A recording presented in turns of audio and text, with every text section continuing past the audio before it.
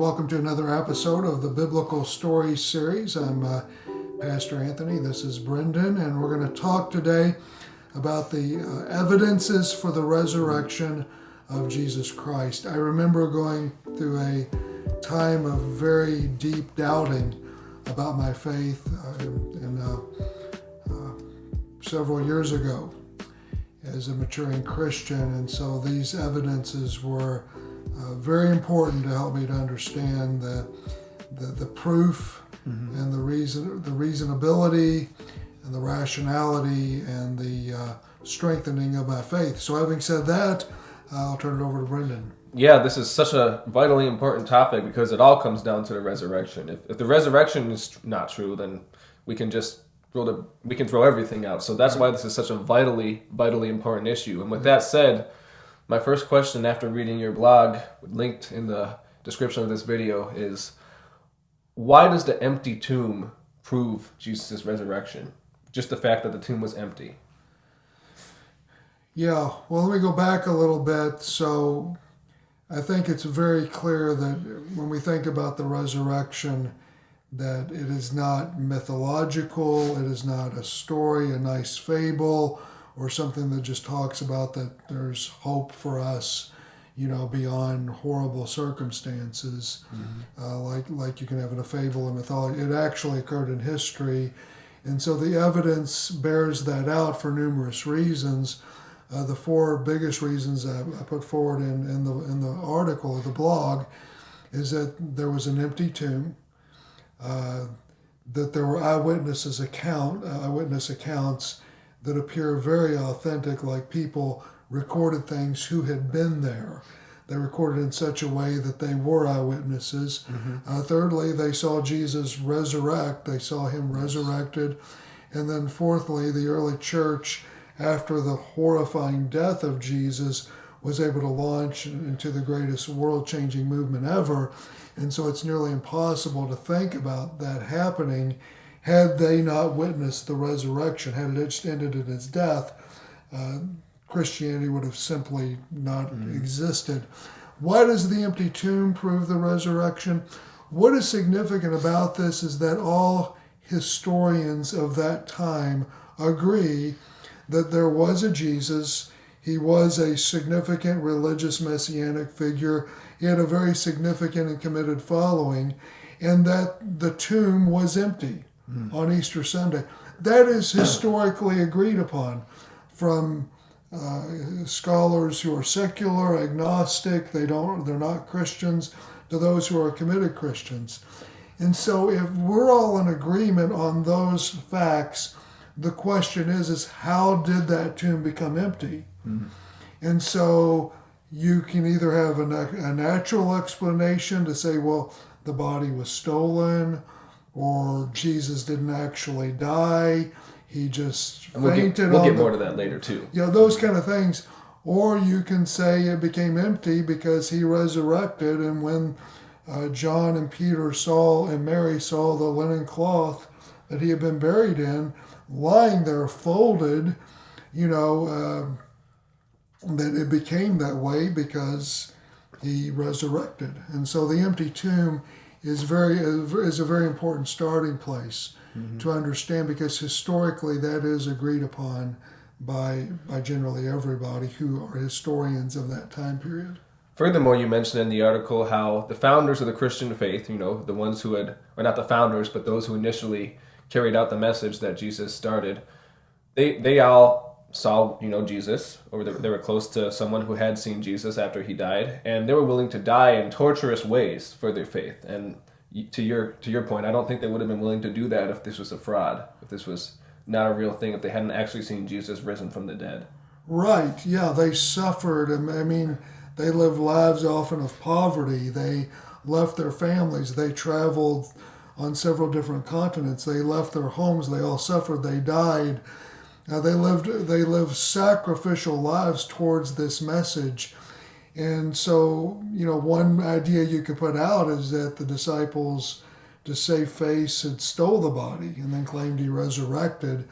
But that would make Christianity the greatest hoax ever placed upon the world, or ever put forward in the history of humankind. And that's just impossible to think of, because if you perpetrate a religious hoax, those who do that, they do so for some type of gain, whether it's material gain or a type of political power or social prestige. And the disciples had foregone all of that. And so that's simply impossible to think that they invented this. And they would not have done what they had done unless they actually saw Jesus rise from the dead. Mm-hmm. You mentioned that there are some embarrassing, quote-unquote, details of the resurrection story that give it some validity. Can you go into that? Yeah, well, as I talk about from the Gospel of John, and I mean, this is very significant, but the first eyewitness of the resurrection and the first person to proclaim the resurrection was Mary Magdalene. Now, that is significant for two reasons, is because Mary was... she was a woman, and at that time in Palestine, the testimony of a woman had little to no credibility. Mm-hmm. So if you're going to make the story up, you wouldn't have a woman be the person who is the first witness of the resurrection or the first to proclaim it. That'd be like, why would you do that? Shooting yourself in the foot. Yeah, exactly. Furthermore, it wasn't just any woman. It was Mary Magdalene, the woman who had 7 demons.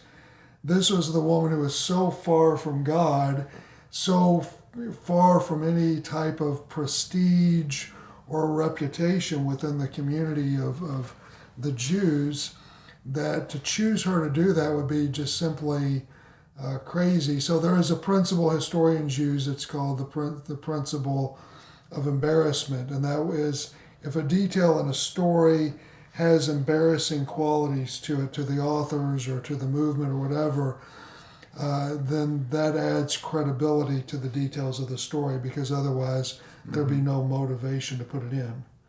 And so those two factors right there just add to the credibility of the story. Yeah, not to mention just the whole story of Israel. I mean, the story of Israel is full of them doing stupid, embarrassing things. Right. That's... my mom said that about the Bible a long time ago. She says, this doesn't look like something that was written by people who were making stuff up, because they put all of the horrible and gross details and the moral failures right on display all through the story of the Scripture. So that adds to its authenticity. Definitely. Yeah.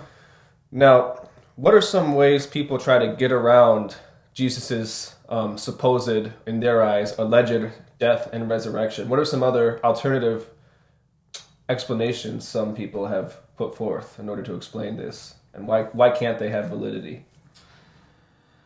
Yeah, it's hard for me to, because any theory that you put forward, to get around it really takes greater faith than believing the resurrection itself.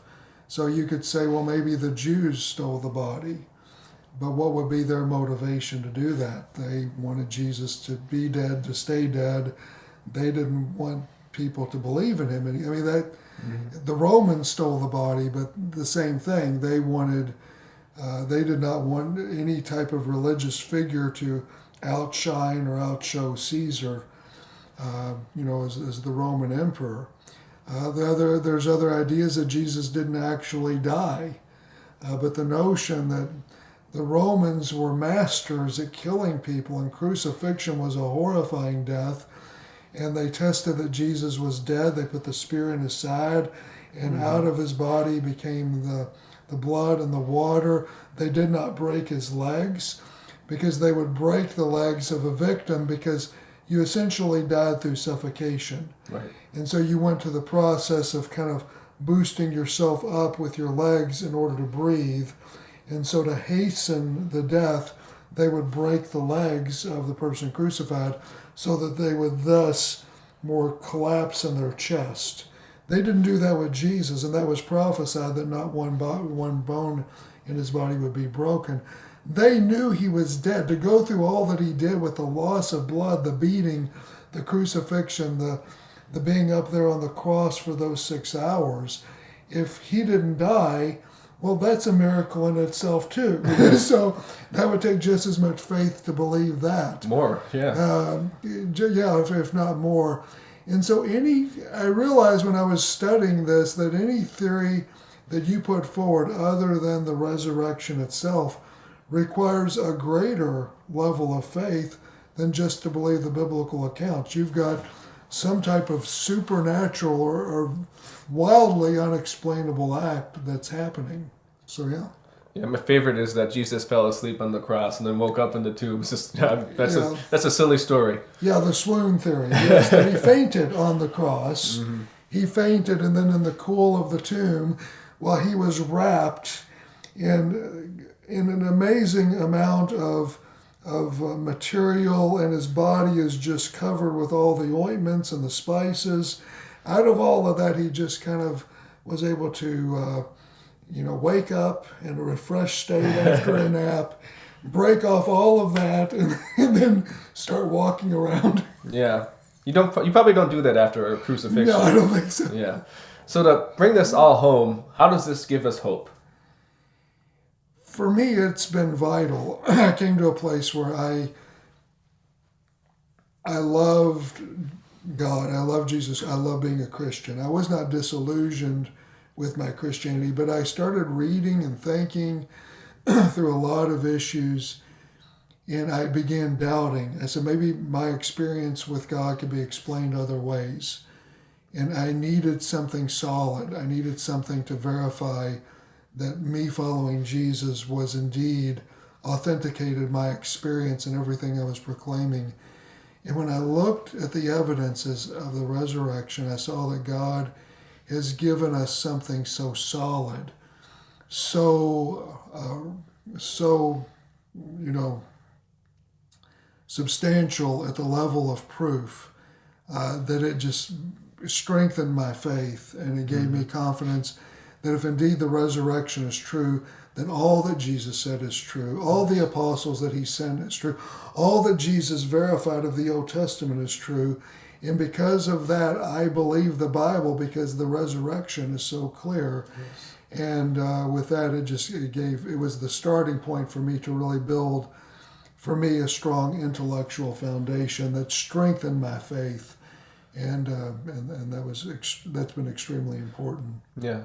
One of the things you said to me in a conversation in your office was that we can use what we do know about God to fill in the blanks of what we don't know. And I think using what we do know about the resurrection is a great way to fill in the blanks of what we don't know, just about all the other questions we have surrounding our faith. Yeah. There's a lot I can't explain. There's a lot I can't answer, and I don't think I'm meant to. Mm-hmm. But that I can.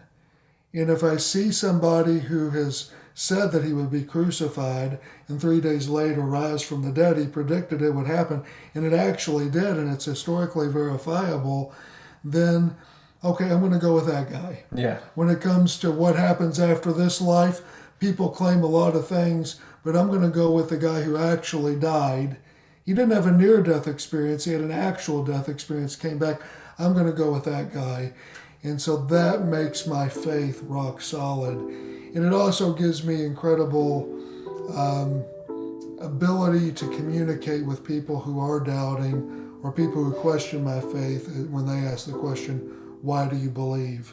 There's a number of reasons, but intellectually that's my starting point, is the proof of the resurrection. Well, Anthony, I had a great time talking with you today, and I would advise everyone to read the article. It's excellent, and until next week, we'll see you later. All right, thank you. See you later.